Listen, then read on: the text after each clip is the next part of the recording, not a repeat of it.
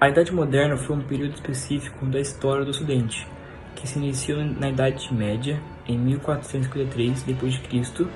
Embora os limites cronológicos sejam objetos de debate, a linha temporal deste período estende-se no final do século XV até a Idade da Revolução, no século XVIII.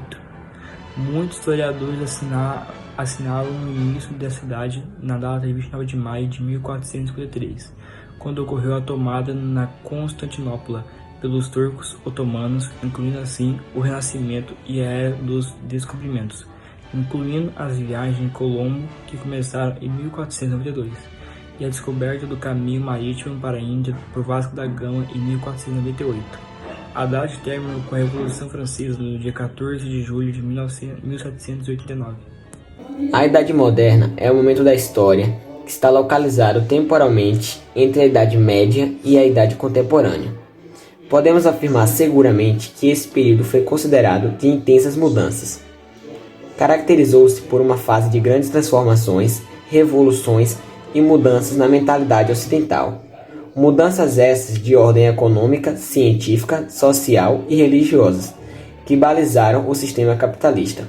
As divergências conceituais quanto à origem e evolução daquele sistema, o capitalista, os historiadores apontam a conquista turca de Constantinopla ou a viagem de Vasco da Gama às Índias, ou ainda a viagem de Cristóvão Colombo às Américas, como marco dessa era. O crescimento demográfico notado na Europa entre os séculos XI e o início do século XIV foi duramente interrompido pela peste negra. A retomada do crescimento demográfico do século XVI e depois do século XVIII acarretou um aumento das terras destinadas aos cereais e um aumento de seu consumo por parte das classes populares. O crescimento que se deu nestes séculos acarretou uma retomada do cultivo, aumentando significativamente as áreas agrícolas. Nas regiões já ocupadas da Europa Ocidental, o aumento das terras destinadas ao cultivo de cereais tomou os espaços de criações de animais, de caça e de coleta, o que implicou uma maior proporção de grãos na alimentação popular, em detrimento da variedade e quantidade de carne consumida. O consumo de carne caiu sensivelmente e essa degradação da dieta alimentar se agravou nos séculos seguintes, atingindo diversas regiões da Europa. Como sugerem as estatísticas, no início do século XIX, a estatura média dos soldados e adolescentes das diversas regiões seria nitidamente inferior à dos séculos XIV e XV. A agricultura e a criação de animais se apresentavam como as principais atividades econômicas europeias da Idade Moderna. Durante o curso do período moderno, é possível observar um aumento no consumo de pão e um declínio no consumo de carne. Tal fato se explica quando observamos a maior disponibilidade de terras aptas ao cultivo agrícola, ocasionando um acréscimo na plantação de trigo, ingrediente essencial à produção de pão. As carnes, por exemplo, necessitavam de métodos e produtos para que pudessem suportar a ausência de meios de refrigeração, caso ao contrário, se estragariam facilmente. As especiarias resolveram esse problema, que atormentava os europeus e causava um grande estrago de carnes. Dentre os demais produtos incorporados à mesa do europeu, destacamos a batata, o chá, o chocolate, o café e o açúcar, que era chamado de ouro branco. Intercâmbio gastronômico, ocorrido entre a Europa, Ásia e Américas e África. Dentre eles podemos citar os seguintes: a mandioca, o milho, o tomate e a pera. Agora eu e o Alexandre vamos falar sobre o padrão de beleza da época. Bom, esse período é caracterizado por tirar Deus do centro da cultura e colocar o ser humano. As mulheres deveriam ser mais volumosas, pois para eles, as curvas do corpo eram símbolos de fertilidade e isso era muito prezado na época, pois formar uma família era fundamental. É também onde surge o espartilho, fazendo com que cinturas mais finas sejam sempre mais buscadas. Outra coisa também que era considerada bela na época era um tom de pele mais claro, pois ele remetia a uma boa posição social. Isso porque pessoas que precisavam trabalhar para sobreviver acabavam ficando mais coradas e também bronzeadas por conta da exposição à luz solar. No período renascentista, os valores humanistas retornaram, assim como adoções e padrões de beleza na antiguidade.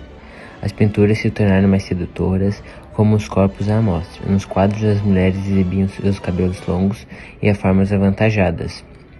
Elas também tinham que ter quadris largos, seios grandes e cinturas finas. Pela primeira vez, a roupa das mulheres começou a ser costurada com um decote que dava liberdade para o pescoço e ombros em parte superior do peito. Já os homens, eles apresentavam um corpo sem pelos e sem músculos. Os ideais gregos e romanos também voltavam a imperar nessa época. Então a obesidade representava status de riqueza e ostentação, os que estavam disponíveis para o seleto do grupo da nobreza. E os homens também, eles tinham um rosto barbeado, caracterizado a nobreza também, mas o bigode e a barba também eram aceitáveis.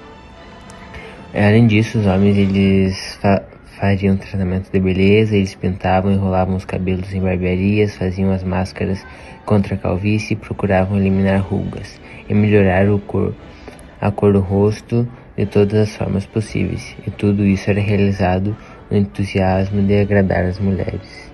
Bom, eu sou João Gabriel e eu vou falar sobre texto jornalístico na Idade Moderna. Bom, estar bem informado hoje é muito fácil, basta ir à banca e comprar um jornal, ou então, mais prático ainda, acessar a internet e ler um jornal online. Mas na Roma Antiga, as coisas não eram moles assim. Lá as coisas eram divulgadas por meio de acta, relatos diários ao povo de Roma, escrita com placas por ordem de Júlio César exposta diariamente em locais públicos de Roma.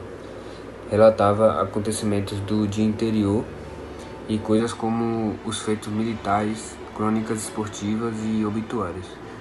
Era mais propaganda do governo do que informações propriamente ditas.